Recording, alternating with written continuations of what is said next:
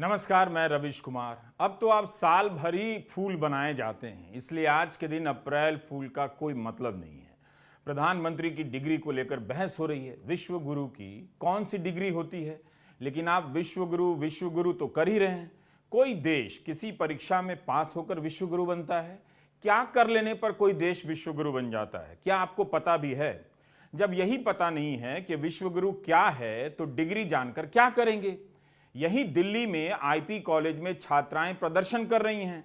उनसे पहले मिरांडा और गार्गी की छात्राएं कॉलेज उत्सव के दौरान लड़कों के आक्रमण और गुंडागर्दी को झेल चुकी हैं। मीडिया रिपोर्ट है कि लड़के लड़कियों के कॉलेज में घुसकर नारे लगाते देखे गए कि लड़कियां हमारी हैं। आईपी कॉलेज की छात्राओं ने इसके खिलाफ प्रदर्शन किया, प्रिंसिपल से इस्तीफा मांगा है। लेकिन क्या हो रहा है? गार्गी कॉलेज में गुंडागर्दी करने वालों का ही क्या हो गया?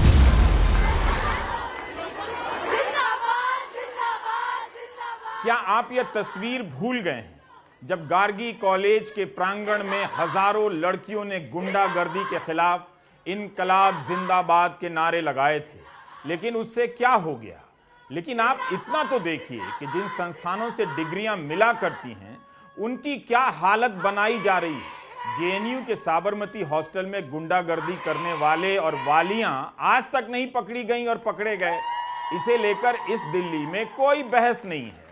प्रधानमंत्री की डिग्री को लेकर बहस जरूर है,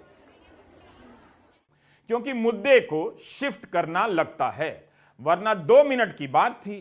प्रधानमंत्री इतना कुछ ट्वीट करते हैं, अपनी डिग्री ही ट्वीट कर देते और बात खत्म हो जाती, देश का समय बच जाता।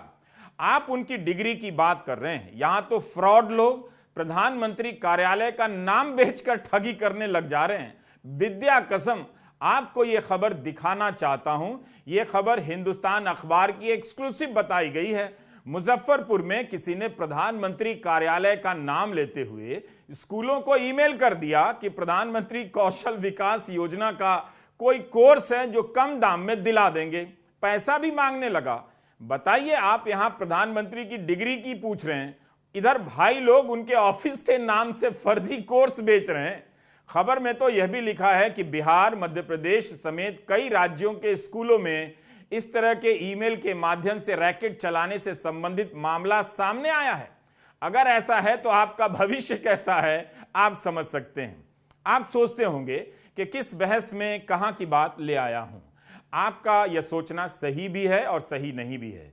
अब देखिए, पिछले दिनों तृणमूल कांग्रेस की सांसद महुआ मोइत्रा ने बीजेपी के सांसद निशिकांत दुबे की डिग्री पर गंभीर सवाल उठाए, खुलेआम सवाल उठाए, मगर कोई जवाब नहीं आया। जब आप एक सांसद की कथित रूप से फर्जी डिग्री के आरोप पर जवाब नहीं पाते हैं, तो प्रधानमंत्री की डिग्री को लेकर कैसे जवाब मिल जाएगा? Do you get my point?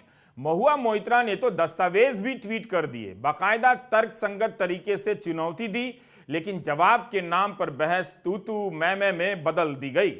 आप पहले निशिकांत दुबे की डिग्री जांच कर दिखा दीजिए, मुझे पूरा भरोसा है उसके बाद तुरंत ही प्रधानमंत्री अपनी डिग्री दिखा देंगे और उनकी डिग्री देखने के लिए आपको अदालत में याचिका दायर नहीं करनी पड़ेगी।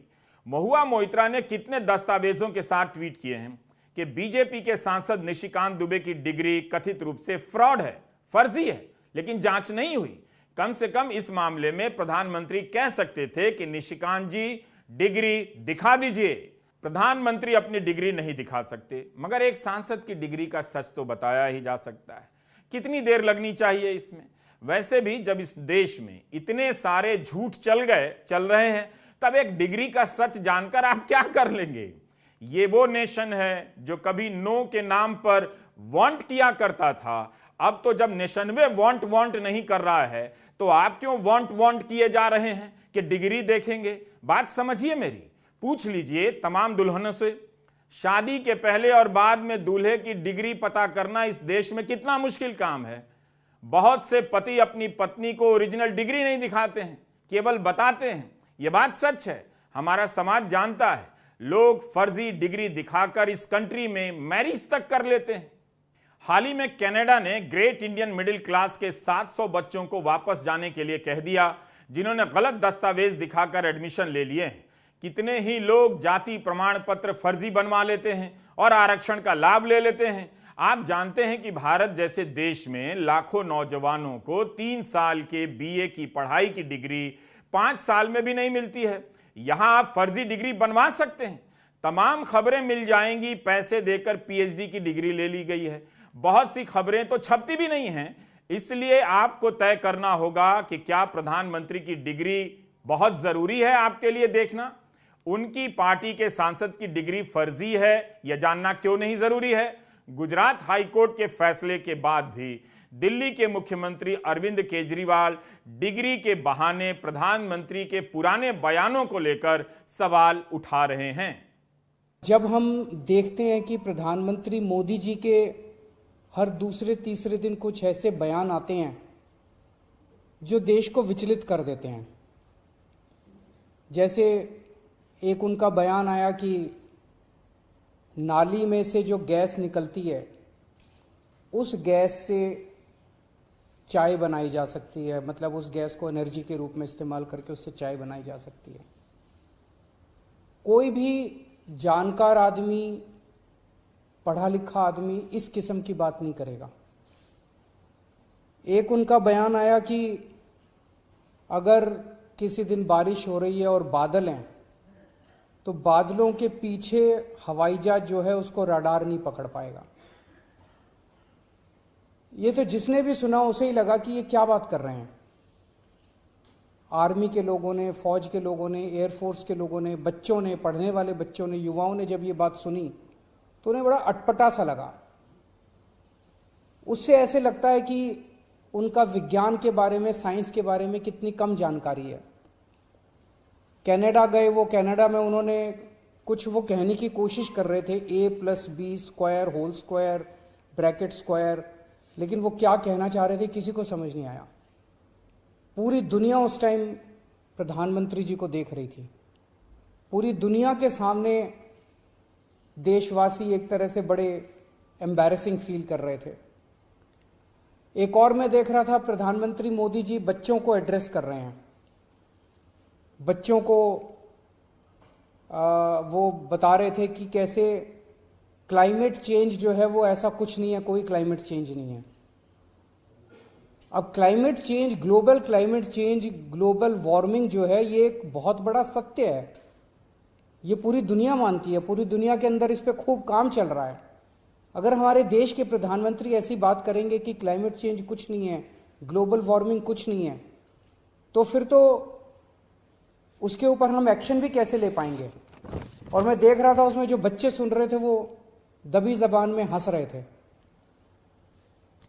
ऐसे में ये संदेह होता है और ये प्रश्न उठता है कि क्या हमारे देश के प्रधानमंत्री पढ़े लिखे हैं और कितने पढ़े लिखे हैं।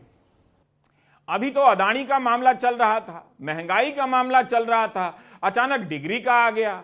इस पुराने विवाद से उम्मीद है भारत की शिक्षा प्रणाली में सुधार आ जाएगा।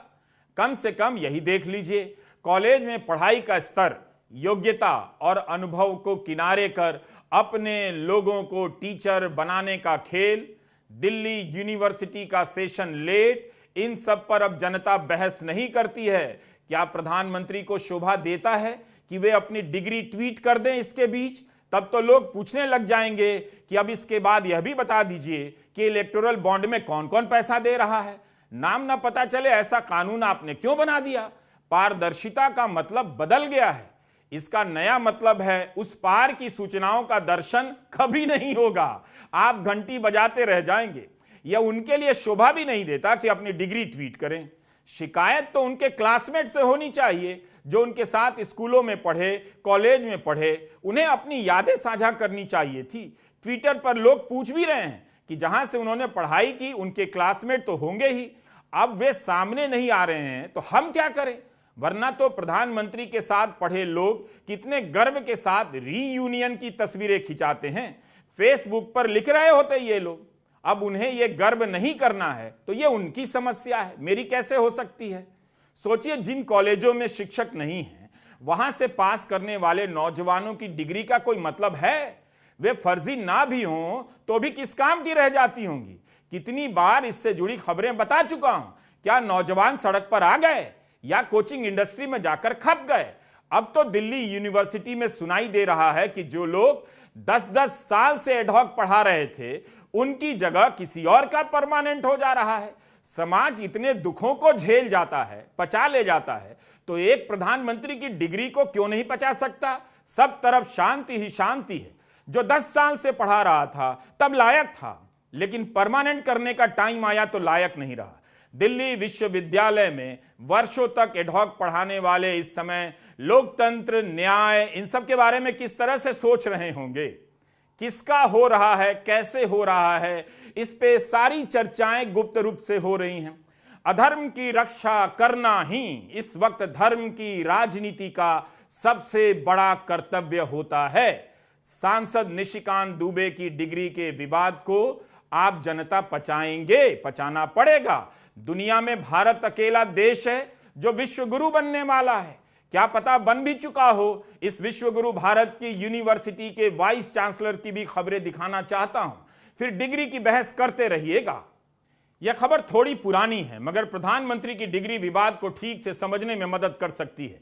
दैनिक भास्कर में 5 महीने पहले छपी है कि doctor APJ Abdul Kalam technical university के पूर्व कुलपति पर FIR, कानपुर के छत्रपति शाहू जी महाराज विश्वविद्यालय के कुलपति विनय पाठक पर FIR हुई। STF करेगी जांच। 4 महीने पहले भास्कर में छपी इस खबर को आप कैसे समझेंगे? लिखा है, भ्रष्टाचार के मामले में अलग अलग हुई कार्रवाई। पूर्व कुलपति अशोक मित्तल को शिकायत पर ही हटा दिया गया। विनय पाठक FIR के बाद भी बचे हुए हैं। इस साल 10 जनवरी को जागरण में यह खबर छपी है कि कानपुर विश्वविद्यालय के कुलपति विनय पाठक के विरुद्ध CBI जांच आरंभ कर रही है। इनके खिलाफ तो ED की भी जांच हो रही है। बताइए, ये कैसे कुलपति हैं कि इनके पीछे राज्य की STF लगी है, केंद्र की CBI और ED लगी है? ये खबर तो सार्वजनिक है, लेकिन बाकी जो नहीं है वहां ऐसा नहीं होता हो, आप दावे के साथ नहीं कह सकते इस कंट्री में। हम आपको बता दें कि मध्य प्रदेश में वाइस चांसलर को हिंदी में कुलपति कहा जाता था, लेकिन पिछले साल वहां के राज्यपाल ने कुलगुरु कर दिया। अब वहां कुलपति जी कुलगुरु कहलाएंगे। बाकायदा कैबिनेट ने इसे मंजूरी दी है। कुलपति से कुलगुरु बनने में राज्य के शिक्षा के स्तर में क्या बदलाव आया है, यह तो छात्र ही बता सकते हैं। यहां एक मेडिकल साइंस यूनिवर्सिटी है। पिछले दिनों इस पर आरोप लगे कि फर्जी तरीके से छात्रों को यहां पास कराया जा रहा है। कितने लोग इस देश में फर्जी तरीके से डॉक्टर बन गए, आपको पता नहीं है क्या? व्यापम आपको पता नहीं है? और आप प्रधानमंत्री की डिग्री पूछ रहे हैं। अगर पलटकर प्रधानमंत्री जी ने सबकी डिग्री के बारे में पूछ दिया तो मुझसे मत कहिएगा। मध्य प्रदेश से सैंपल के तौर पर आप यह खबर देखिए, पिछले साल जनवरी की है। भोज विश्वविद्यालय के कुलपति जयंत सोनवलकर पर भ्रष्टाचार के आरोप लगे तो कमिश्नर ने उनसे पूछताछ की और जांच रिपोर्ट सौंपी। उन पर 6 करोड़ के गबन का कथित आरोप लगा। खबर पुरानी है, याद रखिएगा। यह खबर तो इसी साल 29 मार्च की है। मध्य प्रदेश आयुर्विज्ञान विश्वविद्यालय जबलपुर में 7 साल से ऑडिट नहीं हुई है। यहां पर करोड़ों रुपए के भ्रष्टाचार के आरोप लगते रहे हैं। इस खबर के अनुसार तो अखिल भारतीय विद्यार्थी परिषद ने ही छतरपुर के महाराजा छत्रसाल यूनिवर्सिटी के कुलपति TR थापक पर भ्रष्टाचार के गंभीर आरोप लगाए। अप्रैल 2019 की यह खबर है। माखन लाल चतुर्वेदी पत्रकारिता विश्वविद्यालय के पूर्व कुलपति BK कुठियाला सहित 19 लोगों पर केस दर्ज हुआ है। करप्शन का केस है। पिछले साल अप्रैल में भास्कर की खबर है कि पत्नी की फ्लाइट और आईफोन में फंसे कुलपति कुठियाला माखनलाल यूनिवर्सिटी के पैसे से की मौज। 1.25 लाख का लैपटॉप, 13,000 का बताया। यहां तक कि घर के दफ्तर के नाम पर फर्नीचर। वाइन कैबिनेट राष्ट्रवाद और धर्म की राजनीति में वाइन कैबिनेट की जगह है। यह कितनी शानदार बात है। लेकिन अखबार ने आगे लिखा है कि अन्य सामान भी खरीदा। मगर यह खबर भी छपी है कि आर्थिक अपराध अन्वेषण प्रकोष्ठ EOW ने जब कुठियाला के खिलाफ हुई अलग अलग शिकायतों की जांच की तो उन्हें क्लीन चिट देते हुए क्लोजर रिपोर्ट फाइल कर दी। लिहाजा 11 अप्रैल को राजधानी की विशेष अदालत ने उस रिपोर्ट को खारिज कर दिया। विशेष न्यायाधीश अमित रंजन समाधिया ने अपने फैसले में कहा है कि अनुसंधान अधिकारी ने इस मामले की जांच ही ठीक ढंग से नहीं की। ठीक से जांच नहीं हुई तो यही नतीजा निकलता है। आप विश्व गुरु के विश्वविद्यालयों में कुलपति कैसे बनते हैं, कौन लोग बनाए जाते हैं, उनका क्या ट्रैक रिकॉर्ड होता है, क्या करते हैं, इन सब पर गहराई से बहस करेंगे तो चक्कर आ जाएगा। सही बता रहा हूं। सोचिए, राष्ट्रवाद और धर्म की राजनीति के कोटे से आने वाले कुलपति भी ईमानदारी से शिक्षा के लिए काम नहीं कर पाते हैं। यूनिवर्सिटी सिस्टम से जिनका लेना देना होता है उनसे बात कर लीजिए, बता देंगे। घबराहट होने लग जाएगी, आपको लगेगा कि फर्जी होना ही एकमात्र सिस्टम है। ऐसे में आप केवल प्रधानमंत्री की डिग्री को लेकर बहस करें, ठीक नहीं है।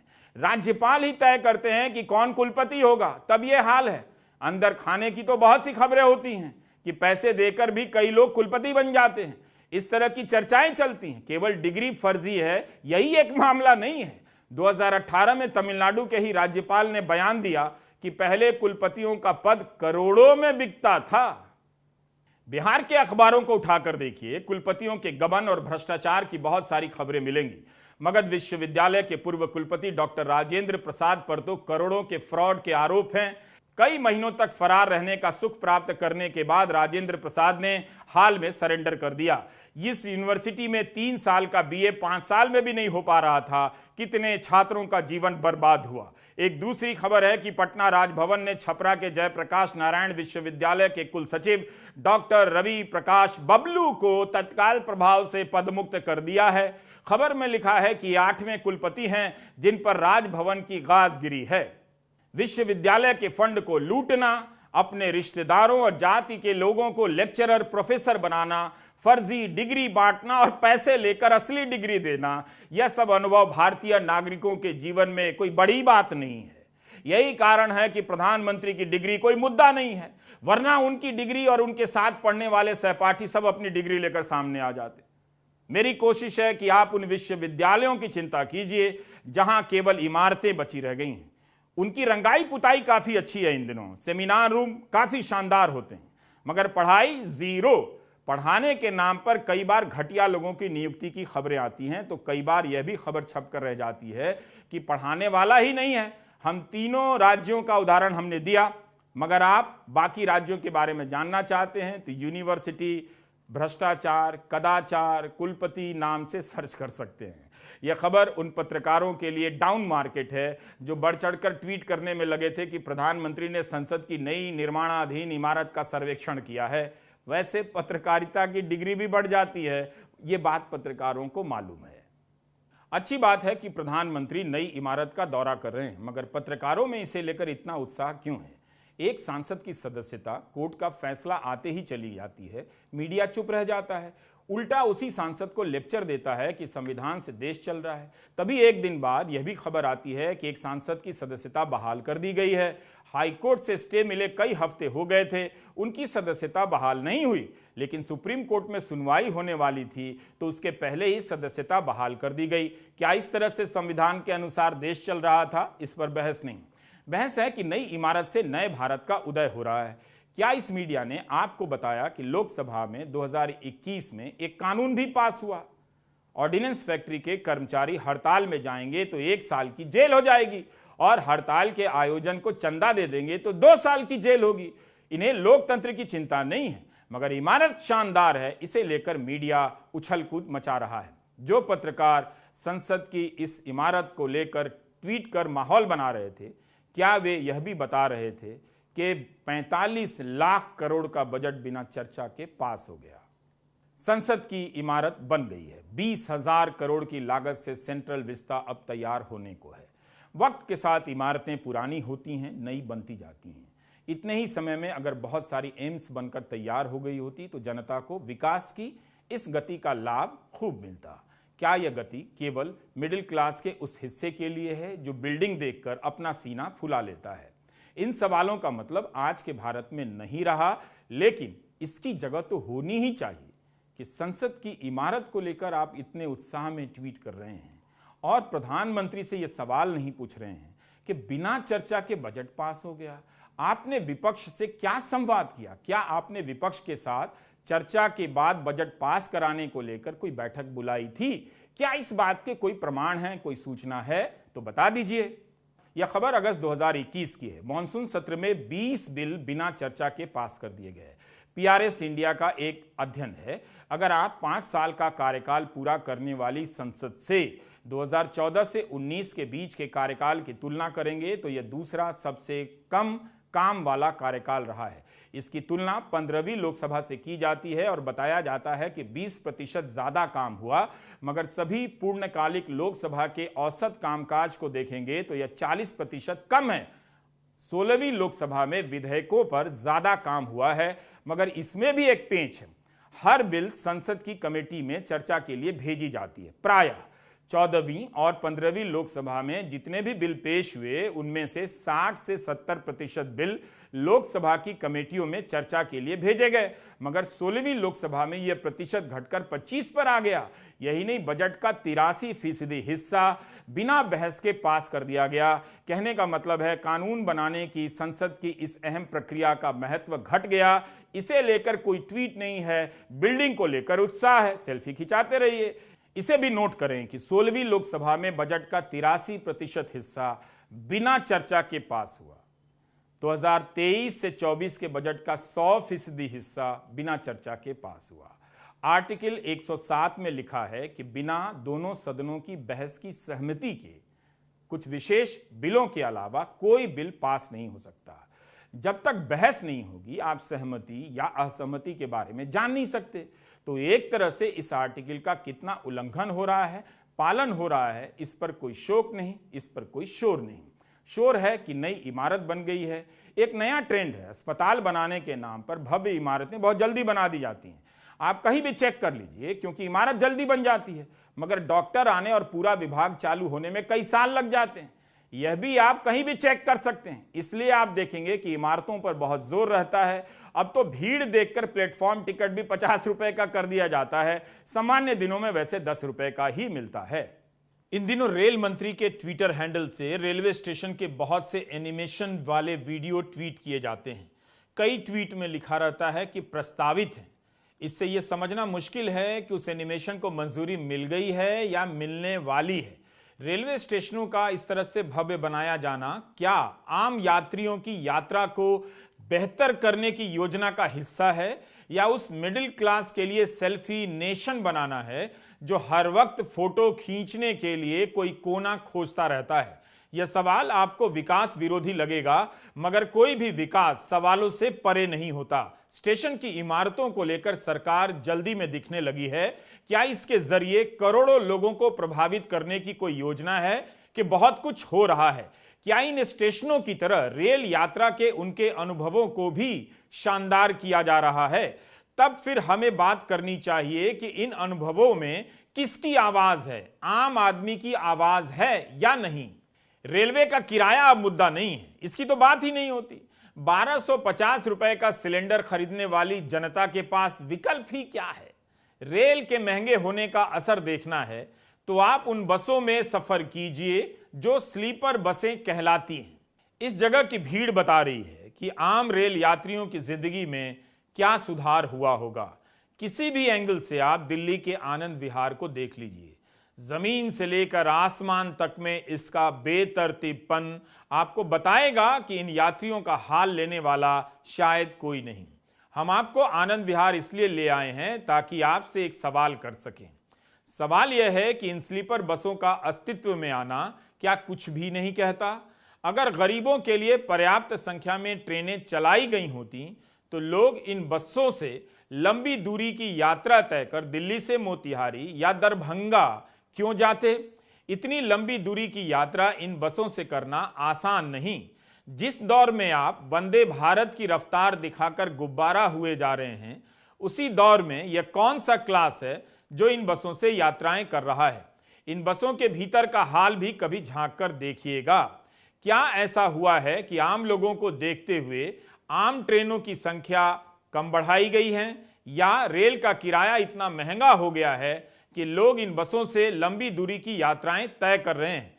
बात यह है कि इन सब सवालों को मीडिया से गायब कर दिया गया है, आम लोग ही गायब कर दिए गए हैं। क्या आपको पता है कि बिहार के दरभंगा से, सुपौल से, मुजफ्फरपुर से और मोतिहारी सहित कई जिलों से हर दिन करीब 100 बसें दिल्ली की तरफ रवाना होती हैं।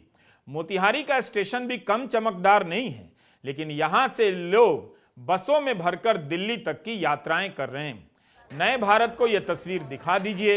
यहां से दिल्ली तक की यात्रा इन स्लीपर बसों में की जा रही है। ये आम लोग हैं जो मजबूर हैं 14 से 16 घंटे तक इन बसों में यात्रा करने के लिए। आमतौर पर एक बस में 42 सीटें निर्धारित हैं और चंपारण से लगभग 10 बसें हर दिन दिल्ली की ओर कूच करती हैं। तो इस प्रकार एक महीने में इन बसों से 12,000 यात्री दिल्ली पहुंचते हैं। पंकज ने लोगों से बात कर एक अनुमान लगाया। उनका कहना है कि इसकी वजह रेलवे में खोजी जा सकती है, क्योंकि रेलवे ज़रूरतों को पूरा नहीं कर पा रही है। पंकज ने बताया कि मोतिहारी से दिल्ली 7 ट्रेनें दी गई हैं। इनमें से हर दिन एक ही ट्रेन नियमित है जो मोतिहारी से दिल्ली जाती है, जबकि जिले की आबादी करीब 12 लाख है। क्यों मोतिहारी से हर दिन एक ही नियमित ट्रेन है? इसके अलावा 6 ट्रेनें हैं जो सप्ताह में सिर्फ 1 या 2 दिन ही दिल्ली जाती हैं। प्रतिदिन दिल्ली जाने वाली सप्त क्रांति सुपर फास्ट एक्सप्रेस हर दिन करीब 1000 यात्रियों को लेकर दिल्ली जाती है। वहीं साप्ताहिक ट्रेनों से 300 से 500 लोग जाते हैं। जाहिर है लोग इन बसों में ठेलाकर ठुसाकर यात्राएं करेंगे ही। क्या रेल मंत्री इन तस्वीरों को ट्वीट कर सकेंगे?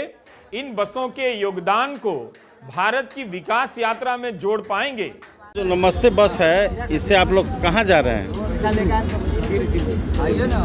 तो बस से जा रहे हैं, ट्रेन से क्यों नहीं गए? टिकट नहीं मिला, तत्काल में भी ये ट्राई किए, नहीं मिला। अच्छा, कितने दिन से ट्राई कर रहे थे? लगभग 5 दिन से। और ट्रेन में टिकट नहीं मिला, तो इस कारण बस आप इस कारण बस ये बस से जा रहा है। 10 पे दूगो, 10 में दूगो। कितना घंटा का जर्नी होता है ये? आप पहली बार जा रहे हैं? पहली बार जा रहे हैं। कहाँ के रहने वाले हैं? चिड़ियाखला से। अच्छा, आप पहली बार दिल्ली जा रहे हैं? जा रहे हैं, क्यों? सुविधा है इसलिए जा रहे हैं। कैसा सुविधा है? सुविधा टिकट ट्रेन में नहीं मिल रहा है, इस वजह से इसमें मिल जाता है, तो इससे आसान से आदमी चला जाता है। ट्रेन में किराया भी कम है, किराया भी ज़्यादा नहीं है, इसलिए। कितना किराया लगता है? 600 रुपये लगा। अच्छा, ट्रेन में टिकट नहीं मिला? ट्रेन में टिकट नहीं मिला। कितने दिन से ट्रेन में प्रयास कर रहे थे, टिकट नहीं मिला? अरे आज तक 5-7 रोज से कर रहे हैं, 5-7 रोज से कर रहे हैं, नहीं मिला था। इसके बाद तो इसमें तो पेशाब वगैरह पेशाब रोकेंगे ये लोग, होटल पर रोकते हैं, इस वजह से हम लोग मतलब वहाँ पर पेशाब सब लोग करेंगे, होटल पर रोकेंगे, हल्ट करते हैं। अगर आम लोगों के लिए रेल सुविधाएं बेहतर हुई हैं, तो स्लीपर बसों की भरमार क्यों है? यह सवाल चमकदार स्टेशनों की तस्वीरों के आगे दबा दिया जाता है। जरा सोचिए, क्यों वंदे भारत पर इतना जोर है? इसका एक जवाब तो यही है कि मिडिल क्लास के एक वर्ग को विकास का आकर्षक चेहरा दिखाया जा रहा है, ताकि वह सीना फुला सके और इसे देखकर बाकी लोग झांसे में लाए जा सकें कि यह सुविधा उन्हें भी मिल सकती है, जबकि उनके लिए नहीं है। वंदे भारत का टिकट बहुत महंगा है। अब तो होली, छठ या गर्मियों में रेलगाड़ियों की हालत पर रिपोर्टिंग बंद सी हो गई है। चैनलों के रिपोर्टर जनरल क्लास में यात्राएं करके हाल नहीं बताते हैं कि आम लोग किस तरह से दिल्ली से पटना या दिल्ली से दरभंगा जा रहे हैं। व्हाट्सएप यूनिवर्सिटी में फैलाई जा रही फेक न्यूज़ और फर्जी इतिहास को सच मानने वाले वर्ग में एक बड़ा वर्ग बुजुर्गों का भी है। इन बुजुर्गों को कभी रेल टिकट पर छूट मिला करती थी, मगर 20 मार्च 2020 को एक झटके में समाप्त कर दी गई। 3 साल से ये बुजुर्ग बिना छूट के रेल यात्राएं कर रहे हैं। सीनियर सिटीजन होने की पहचान रेल टिकट में छूट से भी मिला करती थी, जो समाप्त कर दी गई है। रेल मंत्री ने लोकसभा में यही कहा है कि वर्ष 2019-20 के दौरान वरिष्ठ नागरिकों को यात्री किराए में रियायतों के कारण लगभग 1667 करोड़ रुपए के राजस्व की हानि हुई है। यानी पहले जो सब्सिडी दी जा रही थी वह राजस्व हानि है। व्हाट्सएप यूनिवर्सिटी के फर्जी इतिहास को फैलाने वाले हमारे बुजुर्गों को एक काम करना चाहिए। पहले जितनी भी छूट उन्होंने ली है, सरकार को वापस कर देनी चाहिए। देश विश्वगुरु बन रहा है। संसद की नई इमारत और रेलवे स्टेशन को भव्य बना देना इससे प्रचार अच्छा होता होगा या बहस और यात्राओं की गुणवत्ता में भी सुधार होता होगा? यह एक खुला प्रश्न है जिस पर आप 20 साल बाद विचार कर पाएंगे। अभी आपका परम कर्तव्य यह तय हुआ है कि हर तरह के अधर्म का धर्म की राजनीति के नाम पर बचाव करना है। वो आप काफी बढ़िया कर रहे हैं। हर दिन करोड़ों लोग रेल यात्राएं करते हैं। पहले इनकी आंखों में बुलेट ट्रेन के नाम से चमक पैदा की गई। एक ट्रेन से कितनी चमक पैदा होती, इसलिए अब वंदे भारत से की जा रही है।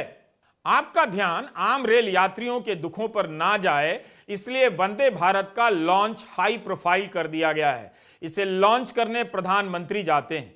इस ट्रेन का किराया शताब्दी से भी महंगा बताया जाता है। इसमें सफर करने वाले मिडिल क्लास का एक हिस्सा बहुत खुश भी है, लेकिन जिस जोर शोर से वंदे भारत को दिखाया जाता है, उस जोर शोर से आम लोगों के लिए आपने कोई ट्रेन कब लॉन्च होते देखी है? क्या आपको पता है कि कोरोना के समय कई राज्यों में छोटी दूरी की ट्रेनें जो बंद की गईं, उसका वहां के जनजीवन पर क्या असर पड़ा है? इन सभी सवालों को गायब कर देखने में खिलौने सी सुंदर लगने वाली ट्रेन को रेलवे का चेहरा बना दिया गया है। कभी रेल मंत्री गरीब रथ चलाया करते थे। आपने प्रधानमंत्री मोदी को गरीबों के लिए किसी ट्रेन को लॉन्च करते कब देखा? इस वंदे भारत को लॉन्च करने की कितनी जल्दी है आप देखिए। 2022-23 में 35 वंदे भारत की रेक्स बननी चाहिए थी, बनी केवल 8। यह संसद की स्थायी समिति की रिपोर्ट है जिसके अध्यक्ष बीजेपी के ही सांसद राधा मोहन सिंह हैं। 1 मार्च 2023 को यह रिपोर्ट पेश हुई है। रिपोर्ट लिखे जाने तक 8 रेक्स ही बन पाई थी, जबकि लक्ष्य था 35 गाड़ियों के बनाने का। यह सवाल मोदी सरकार के लिए महत्वपूर्ण है क्योंकि वह समय पर लक्ष्य पूरा करने का दावा और दंभ भरती है। राधा मोहन सिंह की अध्यक्षता वाली कमेटी ने ही लिखा है कि रेलवे के लिए लक्ष्य पूरा करना आसान नहीं होगा। मेरा सवाल है कि इस ट्रेन को लेकर क्या आपको बताया जाता है कि बाकी ट्रेनों की क्या हालत है? मुद्दों को लेकर जनता को काफी भटकाया जा चुका है। जरूरी सवालों से आबादी के बड़े हिस्से को धक्का देकर बाहर कर दिया गया है। उस पर हर दिन सांप्रदायिक मुद्दे थोपे जा रहे हैं। करते रहिए हिंदू मुस्लिम। आपका जीवन असुरक्षित होता जा रहा है, लेकिन धर्म का खतरा पैदा किया जा रहा है। प्रधानमंत्री की डिग्री क्या है पूछने पर फाइन हो जाता है, पोस्टर लगाने पर एफआईआर हो जाती है, बिना चर्चा के बजट पास हो जाता है, लेकिन संसद की नई इमारत पर सीना फुला लिया जाता है। नई इमारतों को देखकर इतना भी मत इतराइए जैसे इस तरह की इमारत कभी देखी ना हो। दुनिया में पहली बार नहीं बनी है। इसकी चिंता कीजिए कि आपकी आवाज जिन मंचों पर उठा करती थी, उस मीडिया नाम की संसद का क्या हुआ? पूछेंगे तो जवाब मिल जाएगा। नमस्कार, मैं रवीश कुमार।